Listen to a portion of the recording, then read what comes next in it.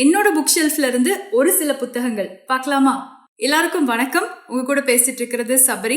வழக்கமா நம்ம சேனல்ல வார வாரம் ஒரே ஒரு புக் எடுத்து நல்லா டீட்டெயில்டா ரிவ்யூ பண்ணுவேன். ஆனா இன்னைக்கு ஒரு சேஞ்ச். நிறைய புக்ஸ் எடுத்துட்டு வந்திருக்கேன். எல்லாமே தமிழ் புத்தகங்கள். ஒவ்வொன்றை பத்தியும் ஒரு குட்டி குட்டி கதை சொல்லி உங்களுக்கு இன்ட்ரடியூஸ் பண்ணி வைக்கிறேன்.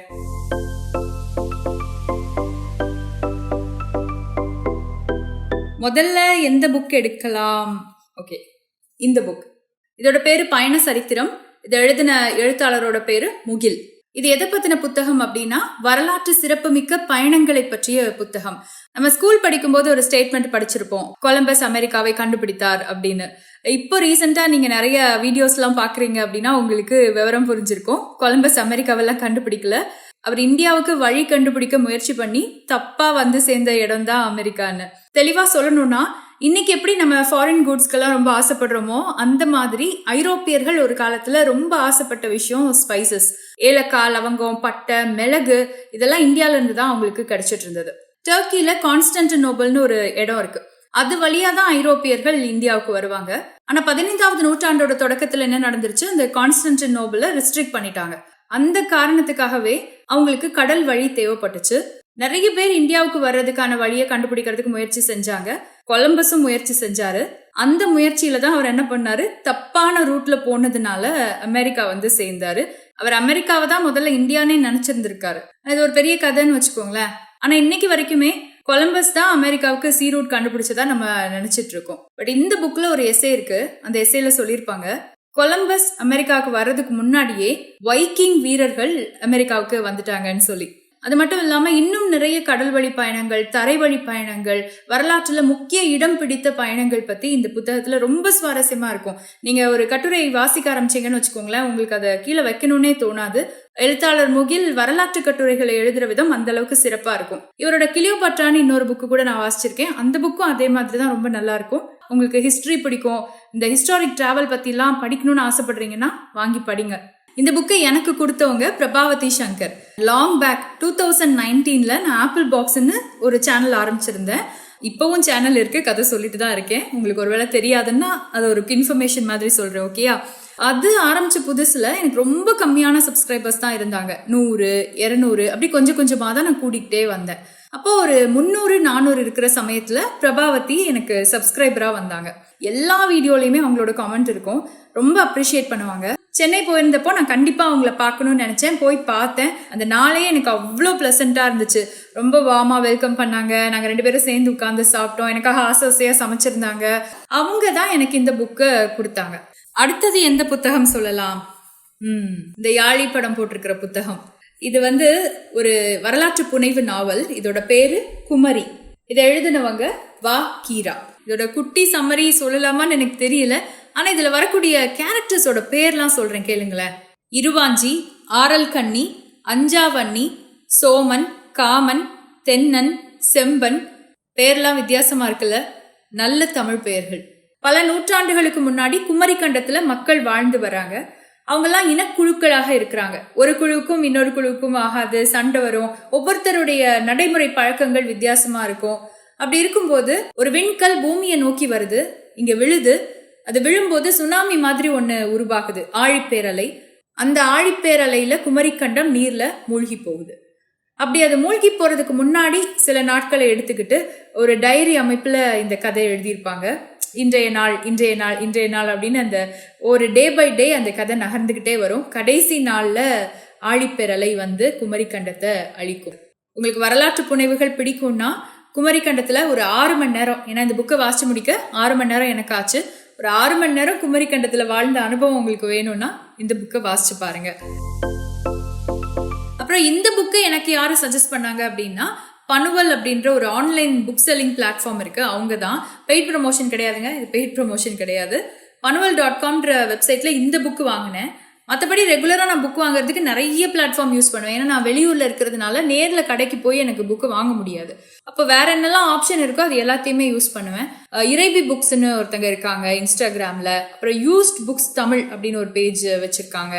அப்புறம் இந்த பனுவல், அமேசான்ல சில நேரம் புக் வாங்குவேன். அப்புறம் எங்க அம்மாவை கடைக்கு அனுப்பி சுதர்ஷன் சொல்லிட்டு ஒரு கடை இருக்கு. எனக்கு சொந்த ஊர் கூட நிறைய பேர் கேட்டீங்க. எனக்கு திருநெல்வேலி சொந்த ஊர், அம்மாவோட ஊர் நாகர்கோவில். நாங்க திருநெல்வேலியிலயும் நாகர்கோவிலையும் மாறி மாறி இருந்திருக்கோம். இது போக வள்ளியூர்னு ஒரு ஊர் இருக்கு, அங்க 8 வருஷம் இருந்திருக்கோம் நாங்க. எங்க அப்பா சமூக நலத்துறையில வேலை பார்த்தாங்க, அதனால நிறைய கிராமங்கள்ல தான் அவங்களோட போஸ்டிங் இருக்கும், மாறிக்கிட்டே வர இருப்பாங்க அடிக்கடி. சரி, இனி அடுத்தது தஸ்தோவஸ்கி அவர்களுடைய சிறுகதைகள். தஸ்தோவஸ்கி அவர்கள் ரஷ்யன் லிட்ரேச்சர்ல இருக்கக்கூடிய ஒரு ஃபேமஸான ரைட்டர். ரஷ்யன் லிட்ரேச்சர்ல இருந்து நிறைய எழுத்தாளர்களுடைய கதைகள் நான் உங்களுக்கு சொல்லியிருக்கேன். தஸ்தோவஸ்கி, லியோ டால்ஸ்டாய், ஆண்டன் சேக்கோவ், நிக்கோலாய் கோகல், இவங்களுடைய கதைகளை நான் உங்களுக்கு அறிமுகம் செஞ்சிருக்கேன். ஆனா பெரும்பாலும் என்னால வாசிக்க முடிஞ்சது இங்கிலீஷ் வெர்ஷனா தான் இருக்கும். இங்கிலீஷை விட தமிழ்ல வாசிக்கும் போது நல்லா இருக்குமேன்னு தோணும். ஆனா சில மொழிபெயர்ப்புகளை வாங்கி வாசிக்கும் போது ரொம்ப ஆர்டிபிஷியலா இருக்கும். அப்படியே இங்கிலீஷ்ல இருந்து தமிழுக்கு டிரான்ஸ்லேட் பண்ணிருப்பாங்க. ஒன்றாது நம்மளோட மனசு அந்த கதையோட ஒன்றாம இருக்கும். நிறைய பேர் கேட்பாங்கல்ல, நிறைய பேர் இங்கிலீஷ் வெர்ஷனை கொடுக்கும்போது இல்ல எனக்கு தமிழ் வேணும்னு கேட்கும்போது வேற ஏதாவது நல்ல டிரான்ஸ்லேஷன் இருக்கான்னு நான் தேடிக்கிட்டே இருந்தேன். அந்த சமயத்துல தான் இந்த ரைட்டரோட டிரான்ஸ்லேஷன் எனக்கு கிடைச்சிச்சு. CS வெங்கடேஸ்வரன். இவங்க நிஜமாவே நல்லா டிரான்ஸ்லேட் பண்ணியிருக்காங்க. இதை வாசிச்சதுக்கு அப்புறம் இந்த CS வெங்கடேஸ்வரன் அவங்களோட மற்ற டிரான்ஸ்லேஷன்ஸ் எல்லாம் நான் தேடி போய்கிட்டு இருக்கேன். அந்த அளவுக்கு அவங்க எழுதியிருக்கிற விதம் நல்லா இருக்கு. நீங்களும் கண்டிப்பா வாங்கி ட்ரை பண்ணி பாருங்க.